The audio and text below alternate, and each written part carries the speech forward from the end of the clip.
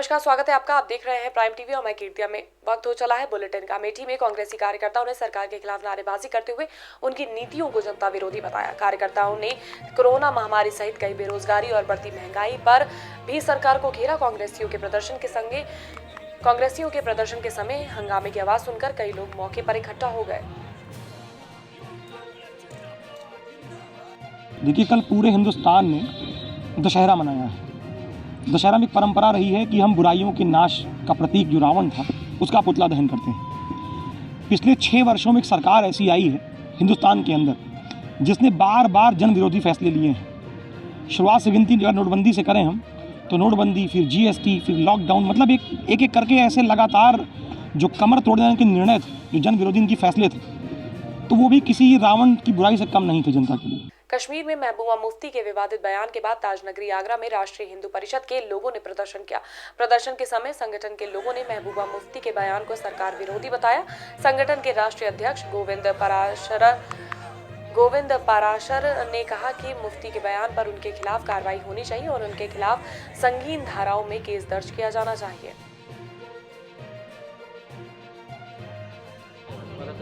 आपको लगता है श्रीनगर की पूर्व मुख्यमंत्री महबूबा मुफ्ती ने जो बयान दिया है कि मैं तिरंगे को हाथ नहीं लगाऊंगी जब तक 370 नहीं उठ जाएगी। आप लोगों को पता है कि तिरंगे के नीचे पूरा हिंदुस्तान आता है। जो तिरंगे के नीचे नहीं आएगा हम कैसे मान लें कि वो हिंदुस्तान की नारी है। ये सिर्फ पाकिस्तान के एजेंट हैं। इनको तत्काल सलाखों के पीछे भेजा जाए। जब तक महबूबा मुफ्ती देश से माफी नहीं मांग लेगी, जब तक राष्ट्रीय हिंदू परिषद भारत का आंदोलन जारी रहेगा। कोरोना महामारी में अस्पतालों में वेंटिलेटर मशीन की कितनी जरूरत थी ये तो सब जानते हैं। वहीं आजमगढ़ में लोग पैसे और जेवरी की चोरी करने के बजाय अस्पताल से वेंटिलेटर मशीन चुराने लगे हैं। ठीक सुना है आपने। नगर कोतवाली इलाके में अस्पताल में सर्विसिंग करने के बहाने एक व्यक्ति ने वेंटिलेटर मशीन को चुरा लिया। शिकायत के आधार पर पुलिस ने कार्रवाई करते हुए चोर को वेंटिलेटर मशीन के साथ गिरफ्तार कर लिया। आज से लगभग एक हफ्ते पहले एक आदमी सुबह के टाइम में आया और बोला कि डॉक्टर साहब से बात हुई है। अंदर आईसीयू में गया, बोला डॉक्टर साहब से बात हुई है हमको वेंटिलेटर सर्विस के लिए।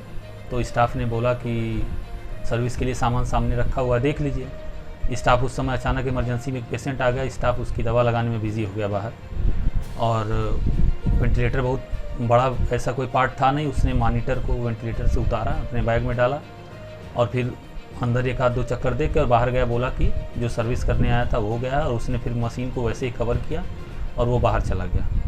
फिर जब इसकी जानकारी हुई कि हमारा वेंटिलेटर यहाँ से चोरी हो गया है, तो हमने कोतवाली में मुकदमा दर्ज कराया। और पुलिस का इसमें हम बहुत बहुत शुक्रिया अदा करते हैं, आजमगढ़ पुलिस का, कि बहुत बड़ा योगदान रहा है कि उन्होंने एक हफ्ते के अंदर ही हमारा सामान बरामद कर लिया है।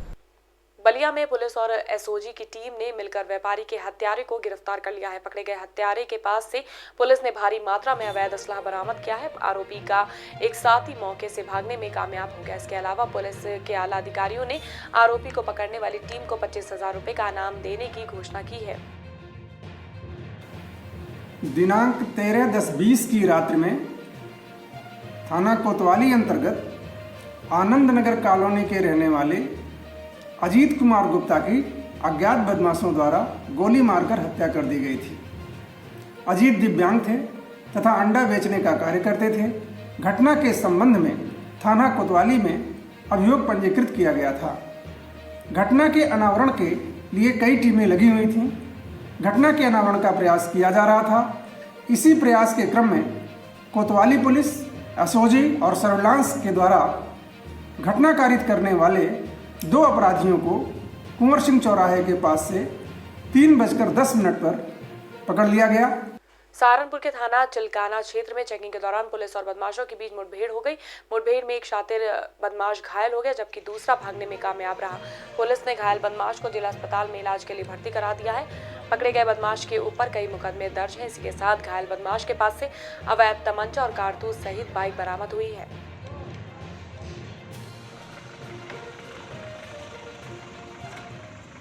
संभल के चंदौसी थाना इलाके में चेकिंग के दौरान पुलिस और बदमाशों के बीच मुठभेड़ हो गई। मुठभेड़ में पुलिस की गोली से एक बदमाश घायल हो गया, जबकि इस दौरान एक पुलिसकर्मी भी बदमाश की गोली से घायल हो गया।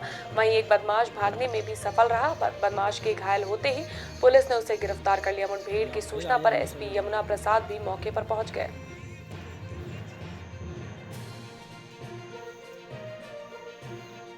जनपद संभल में चंदौसी में चेकिंग चल रही थी। बाकी चेकिंग के दौरान एक स्विफ्ट वीडीआई गाड़ी जा रही थी, जिसको रोकने का प्रयास किया गया, तो उसमें कुछ अपराधी बैठे हुए थे। उन्होंने पुलिस पर फायर किया, जिसमें हमारा एक कांस्टेबल शिव कुमार घायल हुआ और इसी काउंटर फायरिंग में एक अपराधी भी घायल हुआ। बाद में पूछताछ में पता चला कि ये जूलिया उर्फ मिराजुद्दीन जो अमरोहा का रहने वाला है और इस पर लगभग 1 दर्जन केसेस CS एक्ट के और गैंगस्टर के हैं। एक अपराधी है, ये भी घायल हुआ और इसका एक साथी सादिक जो मौके से फरार हो गया है, उसके लिए कॉम्बिंग चल रही है।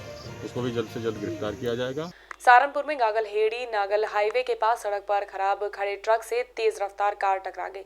इस घटना के बाद कार सवार 3 लोग गंभीर रूप से घायल हो गए। सूचना मिलने पर पुलिस की टीम ने घायलों को इलाज के लिए अस्पताल में भर्ती कराया, जबकि 2 घायल की अस्पताल ले जाते समय ही मौत हो गई। वहीं पुलिस ने मृतकों के शव को पोस्टमार्टम के लिए भेज दिया है। ये आज सुबह करीब 4:15 बजे की घटना है। नागल थाना क्षेत्र के अंतर्गत सिरकी चौकी के पास में एक खड़े ट्रक के अंदर एक छोटी कार आकर पीछे से उसने टक्कर मार दी थी। इसके अंतर्गत 5 लोग थे, जिसमें से 2 लोग मौके पर ही एक्सपायर कर गए थे, जिन्हें मोर्चरी में भेजा गया है जिनके शव को। बाकी अन्य 3 में से 1 सुरक्षित है और 2 व्यक्ति जो घायल थे जिनको जिला अस्पताल में भर्ती कराया गया है। जो व्यक्ति एक्सपायर हुए हैं बिजनौर के रहने वाले हैं। औरैया के अजीतमल थाना क्षेत्र में एक छात्रा का शव खेत से बरामद हुआ। इससे पहले छात्रा के परिवार वाले उसे ढूंढने के लिए निकले थे। वहीं शव को देखने के बाद परिजनों ने पुलिस के आला अधिकारियों को घटना की जानकारी दी। इसी के साथ परिवार वालों ने रेप के बाद हत्या की आशंका जताई है। पुलिस अधिकारियों ने जांच के साथ हत्या का खुलासा करने के लिए टीम का गठन कर दिया है। देखिए, ऐसा है, ये देर शाम को सूचना आई थी 112 के माध्यम से कि यहाँ पर एक गांव पड़ता है अजीतमल थाना क्षेत्र में पूर्वा झाबर। वहाँ पर ये 11-12 साल की बच्ची है, वो बाजरे के खेत में मृत अवस्था में मिली।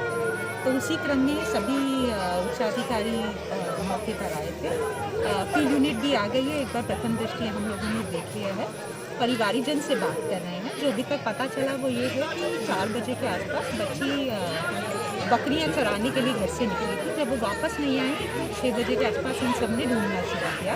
जब ढूंढना शुरू किया तो उस क्रम में यही घर के 300-400 मीटर दूर जो बाजार है वहाँ पर मृत अवस्था में। रामपुर में मसवासी चौकी के खेड़ा पार्सल गांव में तेंदुए के आतंक से लोग काफी परेशान हैं।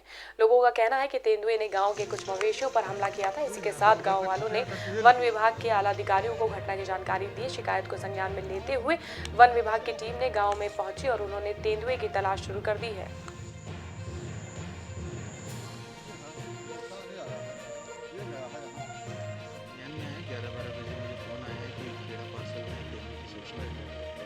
जैसे ही मुझे सूचना मिली मैं तत्काल मौके पर स्टाफ को भेजा।